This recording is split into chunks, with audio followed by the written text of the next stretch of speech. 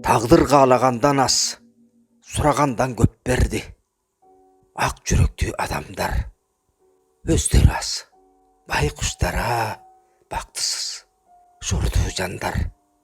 Ағанжасы айыпқа жығылышып, бұл тұрмышта абдан көп айғайшылар. Алексей Андреонов. Жыбыраған тамғалар арасына көр тұрмыштың ізі қалған. Ағадымақты үгіт насааттың ізі түшелек. Ала күй, қыжылдаған жерде бишерлақтың жыға чөйлерінде. Батқақ пенен жақыршылға басылған тар көчөдө өткен тұрмыш баяндалған болчу. Қатал замандың бір бүркімі. Менің қысқа өмірімдің қиласы осол жерде қалды. Баяндоого киришкенде бекем қалыптанып қалған коммунистік құлчылықты қиғап өтпөй, жығылғаныма, тұтылғаныма қарабай, еркіндікке ықшам жетейін деп чурқағанымды жаздым. Алардың арасынан қынаптала тізілген оқияларды изилдебейле қойғыла. Болғаны жекіттер. Ақыл есте қалған көп жекіттер ғана. Аның бары қайрадан еске түшіп, қайрадан қайғыртты. Апасы Матрена Ивановна бойында бар жаш келін. 2 жашар сербейген қызын жетелеп алып, күйесінің артынан сүргінге барған. Гулаг деген эмнекенін білмейтті. Күйесінің артынан барат десе, барына тәуекел қылып ұзын жолға шығып алған. Ата бабасынан бері күйенің жанында болуш керек дегенде туу тұтқан зайып, толған тоқой тосқолдыққа қарабай, ерінің артынан барып атпайбы. Матренаның тарбиясы ошондай екен. Анысаз келгенсіп, Иванында жанындай жақшы көрчү. Атасы ыраматылық Толстойчылардың қатарында болчу. 19 ғылым аяғына шығып, улуу жазуучунун окуусу орус интеллигенттерінің арасында өтүмдүү эмес беле. Толстойдун дини эстетикалык окуусу христиан динине гуманисттик көз караштарга негизделип, таш менен урганды, аш менен ур деген сый урматка, инсандын адеби ыймандык жагына ыктачу. Помещик Иван Степанов мына ушул принциптерди ишинде да, жашоо тирилигинде да бекем карманчу. Ошон үчүн социалдык айырмачылыгына карабай, карапайым дыйкандын кызына үйлөнгөн. Степановдардын короо жайы кооз жана кенен болчу, байтурушчу. Өздөрүнүн сыйынчу жай болор эле. Ал жерде тирелип китептер турчу. Кийин балээ басып, байларды кубалап, кызылдар жаңы бийликти орнотуп алышканда, баары талкаланып, чоң сарай менен ошол ыйык жайдагы китептер гана калган. Жаңы бийлик помещиктерди жок кылып атканда, Степановду китептерине кошуп, тирүүлөй өрттөп жиберишти. Жакын көргөн кызы Матрена кара башын калкалап качкан бойдон Петроградка барып, ал жерде көпчүлүккө аты дайын Бадаевдин кампаларынын бирине ишке орношот. Ал кампаларда ошол кездеги керектүү оокаттын баары сакталып, тамак аш, кийим-кече, буюм-тайым жабдуу жайнап турчу. Ушул жерде Матрена кийинки өмүрүн чогуу өткөрчү жары, кең даллуу, узун бойлуу Иван менен таанышат. Иван болсо Псковдун жанындагы жашоо турмуш тың дыйкандын уулу экен. Анын кыштагы дүйнөгө орустун улуу акыны Александр Пушкинди берген Михайловскийден 27 чакырым арыраак жайгашкан. Ал жерлердин сулуулугун улуу акын ырга кошуп, өмүр өткөнчө даңтап кетти. Булардын үй бүлөсү да тамырын кенен жайган экен. Атасы, агасы, 4 уул, 4 кызы, баары 11 адам. Кийин алардын баардыгы кулакка тартылып, 11дин ичинен аман калганы бирөө гана, Иван. Кара жумушту бу бакубат үй бүлө кантип ырга айлантканын, чөп чытына мас болуп чалгыны кери шилтегенин, таң эртеден кызыл күйгүмгө чейин созулган дыйкандын эмгегин Иван эсинде сактап калды. Бала кезинен эле Иван сезимтал, билим алууга ышкыбоз чыкты. Тесттердин ушул сапатын байкаган Ниховская деген помещик аял аны китепканасына келип, каалаган китебин алып окуп турууга уруксат берген. Бұл эми совет бийлигине чейинки бейпилгес. Жай турмуш ыргагы өкүм сүрүп турган учур. Совет бийлиги кийин көбүн атып жок кылды. Калгандарын кулакка тартып алыска айдады. Иванды түндүк Дивинага, Архангельскиге жакын аяк башы көрүнбөгөн түн токойго, жыгач даярдоого айдашты. Алгачкы тозоктон ал аман калды. Жаш, кайрат күчү ташкындап турган учур экен. Кылаңгыр муз каптай баштаган дарыядан сүзүп өтүп, сүргүндөн качып кетти. Ленинград сындуу чоң шаарда жашынып жүрсө болоор деген алдамчы ойго азгырылып ошол жерге келди. Дүрбөлөң заман болчу. Канча адамдар, канча үй бүлөлөр кумга синген суудай жок болду. Бир жеринде согуш жүрүп, кан майданда кырчын өмүрлөр кыйылып атса, башка бир жерине бийлик өзүнө душман эсептегендердин колуна кишен салып, күргүчтөтүп сүргүнгө, абактарга тыгып жаткан. Иван жанагы Бадаев кампаларынын бирине жүк түшүргүч болуп орношту. Матрена экөөнүн жылдызы ошол жерден кошулуп, ошол кампадан башталган сүйүү экөөнүн өмүр өткөнчө уланды. Кийин күйөөсүнүн артынан сүргүнгө барат. Анан тагдыр жолу аларды Орто Азияга байырлатты. Бул жерде эржеткен уулу иштеп калган болчу. Эркиндик деле утурумдук нерсе окшобойбу? Кайрадан жаңы өлкөнүн убакты саатын жалпы журтка жарыялаган коңгуроосу өтө эле катуу кагылып баштады. Бийлик кармачусун кармап, жазалоочусун жазалап, жок кылчусун тыйпыл кыла баштады. Өз жарандарын ушунчалыкта жек көргөн мамлекет болобу? Келишкен үй жайынан, жакын адамдарынан ажырап, жаңы бийликтин жат адамына айланып калган 2 жаш 3 рет атын өзгөрткөн Нева боюндагы чоң шаардан бактысын таап, терүүлүктүн көчүн улай башташты. 2 жаштын бирге түтүн булатышканына 1 жылга жакындаганда кыздуу болушту. Баары жакшы башталгандай болду. Кайрадан камоо. 1937 жылы Иванды дагы камакка алып, бул ирет башта кийин атын укпаган Вишерлакка жөнөтүшөт. Вишлак Эссир өлкөсүндө биринчилерден болуп, уюшулган жаза мөөнөтүн өтөгөн эмгек лагеринин бири. Чоң өлкөнү кийин түрмө, концентрациялык лагерлер менен чылгый каптаган кеңири масштабдагы эксперимент ушул жерден башталган. Миңдеген айыпкерлерди Совет өлкөсүн атын чыгарган ири курулуштарга кул катары иштетүү мына ушул жерде башталган. Кама менен Вишер дарыялары кошулган жерде айтылуу архипелаг кулак башталат. Укугу жок советтик кулдардын боо түшүп өлгөнүнө карабай кыйнап иштетишчү. Социализмди куруу доорунун жашырылып жабылып келген өкүмзордук буйрукчул системасы тамыр жайып чыккан жер бул.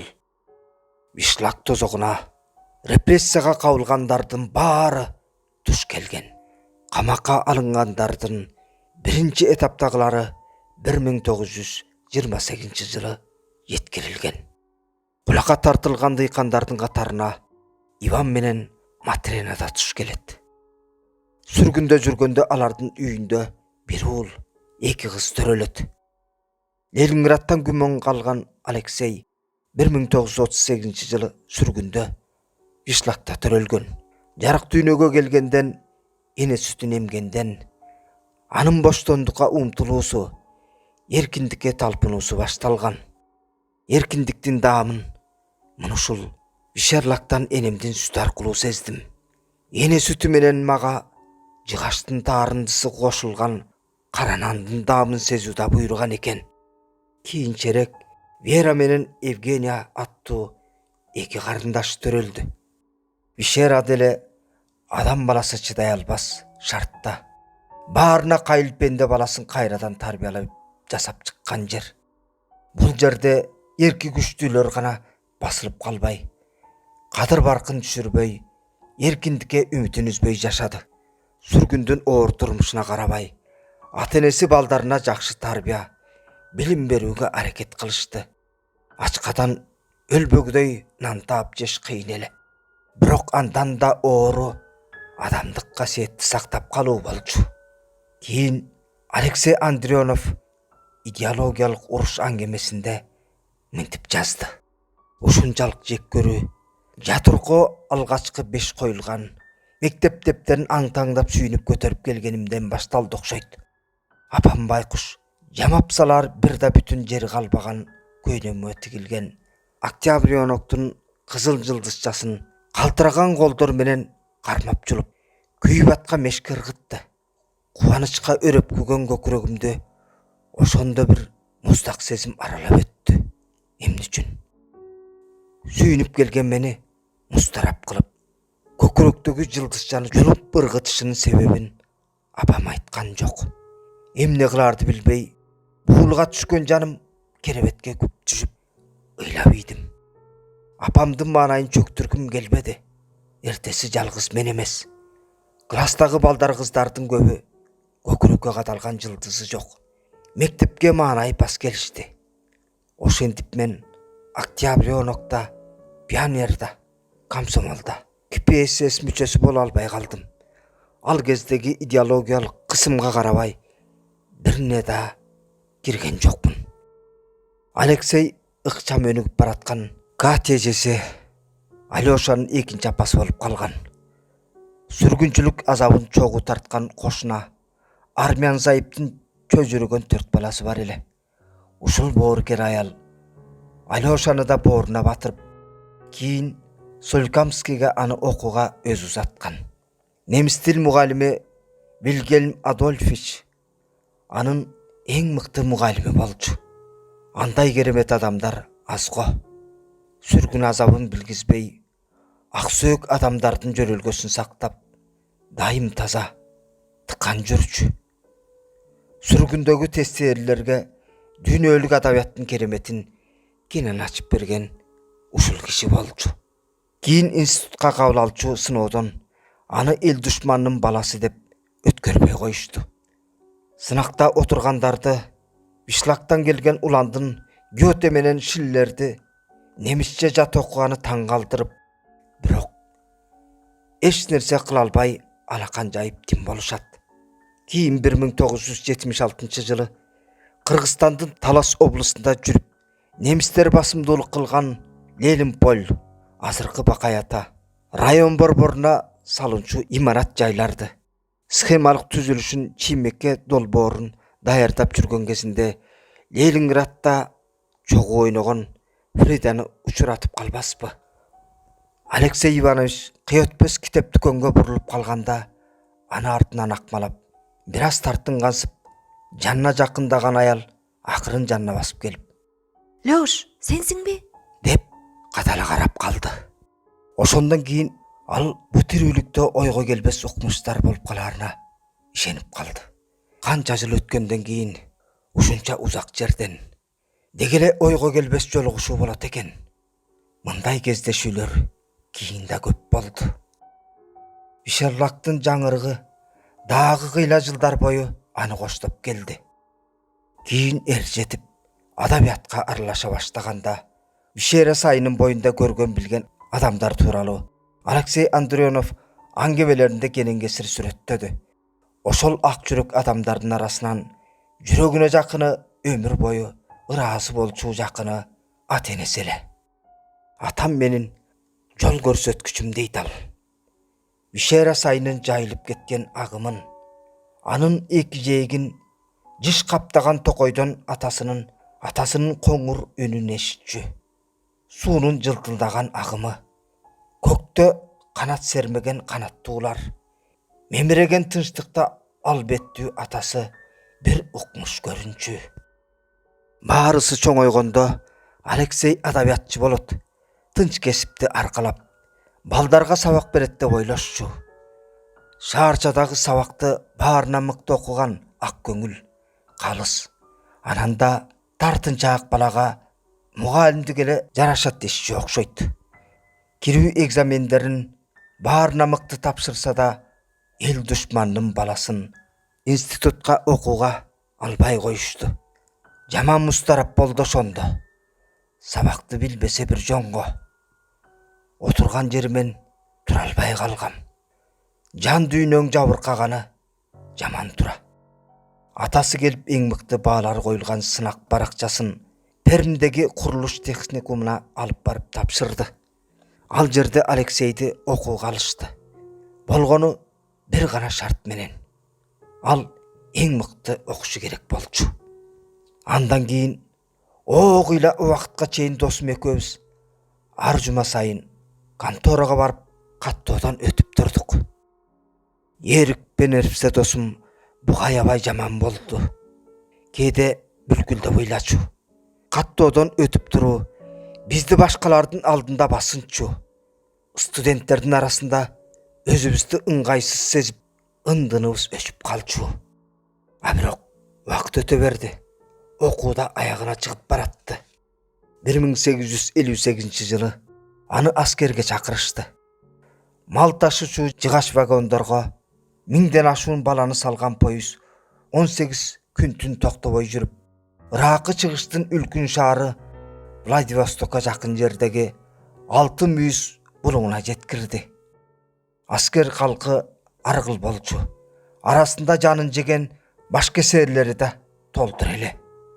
Поезда жетер жерге жеткиче ал бейбаштар ичип, аскер өтүгүнүн кончун кесип, кийимдерин өз алдынча оңдоп түзөп, койкоңдоп калышты.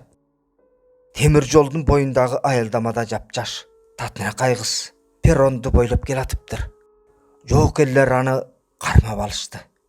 Күч менен вагонго сүйрөп киришип, жоолугу менен көзүн жаап, жаман ишти баштаганы калышты. Уят сыйсыз желмогуздар жол бою ичип, оюна келгенди сүйлөп, шарактап келатышкан. Мастыкта эмне кылышкан илес булас билип калган чагы болчу. Адамдык кейиптен кетип калган тигил айбандарды көрүп, чыдап тура албадым. Негизи мен тартынчаак, уялчаакмын. Кандай күчкө эле калды билбейм. Бечара кызды тигилердин чеңгелинен ажыратып калдым. Адам жасагыс айбандыкты көргөндө мендеги каршылык сезим ойгонуп кетти окшойт. Таптатынакай тазалыкты бу жапайлар кордоп атканы менде нааразычылыкты, каршылык жаратты окшойт. Тазалык таза бойдон калышы керек. Менин ичимде болуп атканы ушул каршылыкты тигилер да сезди окшойт. Кызды кое беришти. Андан бери канча убакыт өттү. Азыр менден жашоонун маани маңызы барбы деп сурашса, жооп бере албасмын. Бирок солкулдаган жаш кезимде бейкүнөө бир татынакай кызды эки аяктуу айбандардан сактап калгам. Мына ушул чоң маани маңыз го деп ойлоп келем. Алексейге кийин аскердик кызмат кылууну сунуш кылышты. Офицер болосуң дешти. Анын аскердик кызматты каалабай турганын айтып, макул болбой коюшу тигилерге кызык сезилди окшойт. Ушундайда аппендичилик болобу? Темир тор менен бекем курчалып, согуштук даярдыкты баарынан жогору койгон чылк аскердик өлкөдө форма кийип, кол алдындагыларга кыйкырып, буйрук берип турган адамдар ал кезде сыйырматтын төрүндө болчу. Өзү сүргүндө төрөлгөн эл душманынын баласы эгер аскердик кызматты тандап алса, келечегине жакшы болуп, жаманаттыдан кутулушуна шак эле жол ачмак. Бирок буйрук дегенге баарын байлап, керелден кечке жаны тынбай кыйкырып, даярдык көрүп, убакытты кантип өткөрүүнү билбеген бир түстүү аскер турмушун Алексей жактырчу эмес. Казарма ичинде тумчугуп кетчү. Ушул казарма менен казармачылыктан кутулуш үчүн мен баарына даяр элем дейт. 1963 жылы жашадыс катар ал Кыргыз ССРине иштөөгө келген. Кыйла жыл сүргүндө басынып кысынып жүргөн атасы менен энесин ушул жакка чакыртып алды. Бул жерден ал болочок жары Вераны жолуктурду. Курулушта Алексей Андреонов кесиптештери арасында мартабалуу сыйга, алтын төрт бурчтукка жетишти. Анын кесиптик чеберчилигин айкындоочу 4 сертификаты, башкы инженер, башкы долбоорчу, прораб, эксперт деген ырастамасы бар. Ал жалгыз Кыргызстан эмес, башка жерлердеги ири курулуштардын көбүнө катышкан. Согуштун, ачарчылыктын азабын көрүп, кулакта төрөлүп эр жеткен адамдар менен аңгемелешкенде, алардын боорукерлиги менен өзгөчө бир марттыгы таң калтырбай койбойт. Аларда коркуу деген жок. Тескерисинче эч нерседен чочулабаган тайманмастык күчтүү. Ананда ыймандуулук. Алар динчил деле эмес. Жарык жүзүнөн төгүлүп турган мээрим башкаларга чачылып, анысы адамдарга, жаратылышка, жан жаныбарларга жасаган мамилесинен байкалып турат. Менин алдымда болгон дүйнөсүн ачып койгон акын жана жазуучу Алексей Иванович Андронов отурду. Анын татаал тагдыры менин изилдөөчүлүк кызыкчылыгыма туш келип калганында деле эмес. Анын калеминен жаралган сөз керемети жайылып аккан Вишер дарыясындай болуп, жан дүйнөмдү ээлеп алып, автордун көркөм дүйнөсүнө аралашып, суу үстүндө калкылдаган жыгачтардын үстүндө жатып, жанымдагы жылтылдаган суу алдында кайдадыр шашкан чоң балыктарды, аргыл түстөгү таштарды, кубаттуу агымга бой бербей турган эңгезер күчтү сезип, мен да агып жөнөйм.